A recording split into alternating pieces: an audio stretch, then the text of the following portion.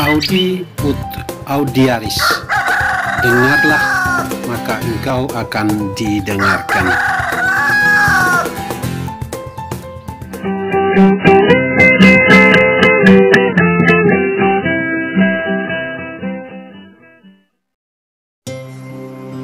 Misalkan engkau lemah lembut, maka engkau akan tahu jalan kebenaran.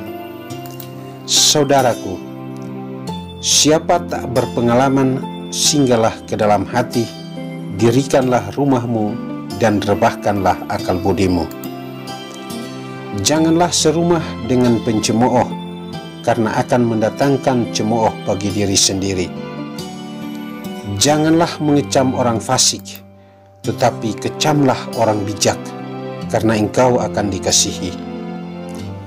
Siapa yang tak berpengalaman, singgahlah kemari, tapi jangan makan roti yang manis rasanya, dan minum anggur campuran yang menghangatkan badan, karena hatimu akan menjadi fasik.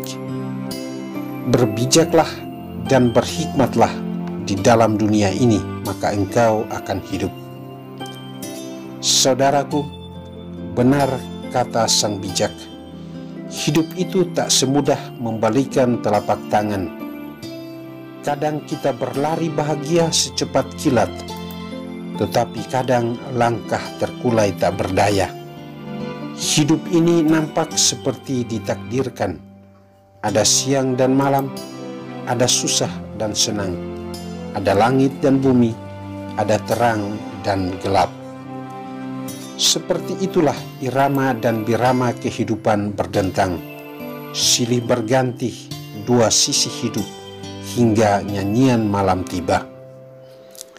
Kadang hidup ini terasa lembut dan halus, hingga tampak sangat elegan. Tapi di tengah terik perjalanan, kadang jiwa merintih berdetak kocak dan menyiksa. Di atas pentas dunia ini, kadang jiwa mengering melemahkan alunan kaki. Namun dikala kesunyian indah tiba, jiwa bangkit melangkah dalam alunan kasih. Mestinya kita tahu bahwa hidup ini ibarat lautan yang tiada hari tanpa gelombang dan arus, menantang dan kadang menenggelamkan mimpi-mimpi indah. Hidup yang terberi sungguh misteri, sebab Allah adalah perancang kehidupan, tak terselami oleh kemauan dan keinginan manusia semata. Kadangkala hidup bergetar tak seirama dan tak serasi, dan tak mudah merangkai karakter diri menjadi bunga kehidupan. Saudaraku, kepada Sang Pencipta kita berharap, sebab Sang Pencipta memiliki hati lemah lembut seluas angkasa, melebihi titik-titik noda kehidupan.